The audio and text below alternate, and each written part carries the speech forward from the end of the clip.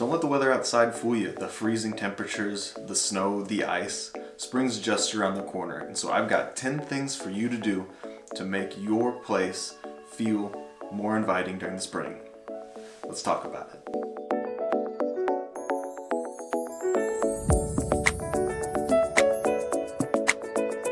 What is going on, ladies and gentlemen? Reno Reed here of the Reed team with Trout Royalty in beautiful Kansas City. Now, everybody kind of has a different feel for what the different seasons mean. They bring a lot of different emotions, a lot of different vibes. But here with spring around the corner, I've got 10 things that I would say you should do in order to make your place feel more inviting and feel more like spring.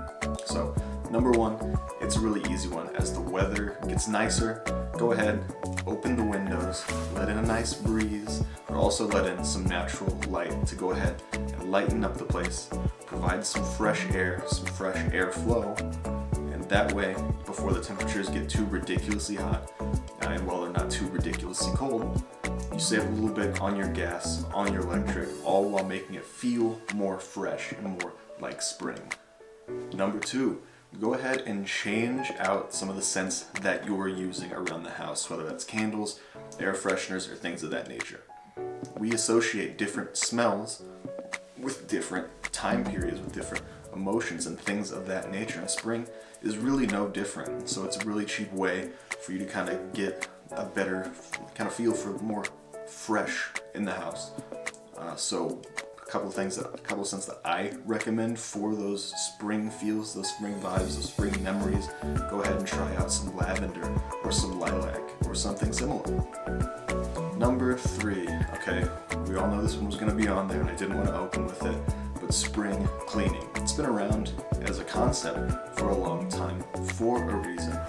You know, especially in the winter months, it's really easy to just want to grab your favorite blanket, cuddle up on the couch with your dog, and just binge watch Netflix. I know that's what I spent a lot of my time doing. But winter's not particularly great on your house from an aesthetic perspective, while you're dragging in the snow, the mud, the salt from the roads, and things of that nature. So it doesn't have to be super in-depth, your spring cleaning, but a quick vacuum, go ahead and wiping down the counters, the mirrors, the windows.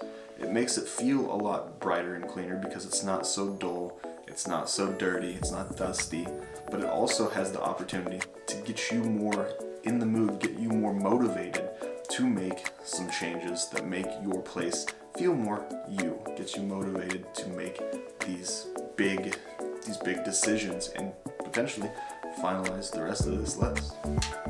Number four, if you feel that your place is kind of just getting a little stale, a little stagnant, something that you can easily do is rearrange the furniture. Now again, it doesn't have to be so grand, you don't have to flip your couch upside down or anything crazy like that, but go ahead and rearrange some of the light fixtures, your lamps, your fans, things like that. And the benefit of this is, one, it's cheap, but two, if you don't like it, you can just move it back.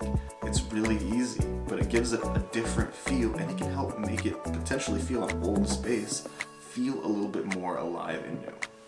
Number five, go ahead and rearrange some of the shelves that you have. Now, I'm not telling you if you've got a library that you need to go start yeeting books everywhere, but in some certain spaces, like your living room, it might be beneficial to you to have just a little bit more space, have it a little more empty, but also putting in some art, some sculptures, pictures of you and your family that you find very, important. It can help the space feel a lot more open and give it a lot more personality. So go ahead and try this out in some of your bigger spaces, again, like your living rooms and things of that nature. Spring is, of course, the season of new beginnings. Why not make it feel a new beginning from a decorative standpoint? Number six. Now this one, I'm not gonna lie to you, is not fun. I hate doing it, but it is something that's very important to do, at least on a semi-frequent basis. And that's to go in and clean out your pantry and potentially reorganize. So for some of us, like me, it's not a good time to go in there and see a bunch of expired foods and a bunch of stuff that you don't want. But take all that stuff out. Again, again, rearrange it so you know where everything is. And on a side note, if you have a bunch of non-perishables, canned beans, soups, things of that nature that you just don't want anymore, go ahead and donate that. It's really easy for us to kind of forget that there are a lot more people out there in this world that are a lot less fortunate than us. So this is a good opportunity for us to give back to them and help make a positive impact in their lives as well. Now, on the subject of food, number 7 is just trying out some different recipes, some seasonal recipes. Just like scents and visual things like that, there's certain foods that just invoke a specific emotion or a feel for a specific season. I mean, we've all heard of comfort food for a reason. It makes us feel good.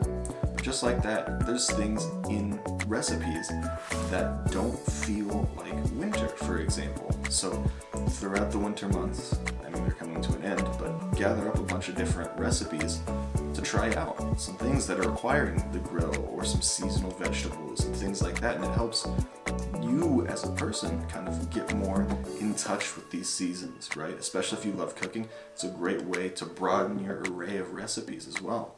So a couple things that I like cooking in the spring, well, one's not cooking really, some strawberry rhubarb ice pops. It's a great little refreshing snack for the summer and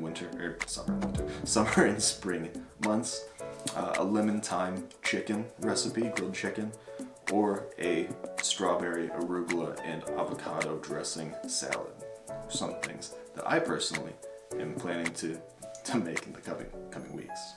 Number 8, it's really easy in the winter months, especially when you have unheated garages and unheated sheds, to try to get in and out as quickly as possible. So it's really easy to just throw things around and let them get out of place.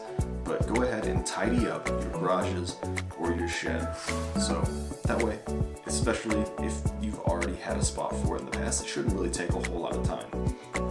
But it's much easier for you if you're going and you're looking for your hoe, for example, to go ahead and be like, okay, there it is, there's my hoe, grab it, and then go outside and do your work. Number 9, so I'll be honest, I wasn't really sure where on the list to put this because it's kind of in between inside and outside, so I'm giving it a little transitional spot, but show off your green thumb.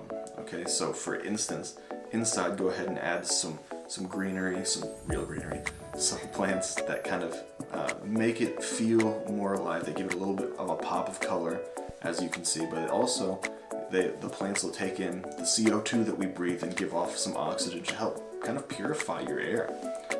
For instance, in the front of the house, if you want to plant a flower garden or something of that nature, give your house some more curb appeal. Again, whether you're selling or staying, it's something that's going to go noticed, that's not going to be unnoticed. Whether it's a buyer, your family, your neighbors, your friends, it's going to be something that catches the eye.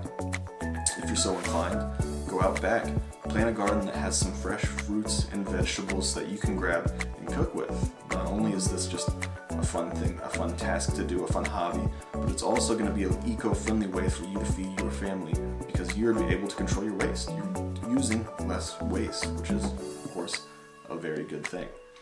And lastly, your lawn, right? I'm not talking, if you're just someone who wants to go out and cut the grass once a week, by all means, go ahead. But if you want, a lush, beautiful lawn, I would go ahead and recommend that you use Toby Tobin's lawn kind of program, I guess, for lack of a better word. And I'll go ahead and put a link down to it, or you can go to tobytobin.com, and that will also give you just a ton of ideas and tasks for you to do to make your lawn lush and beautiful and the envy of everybody around you.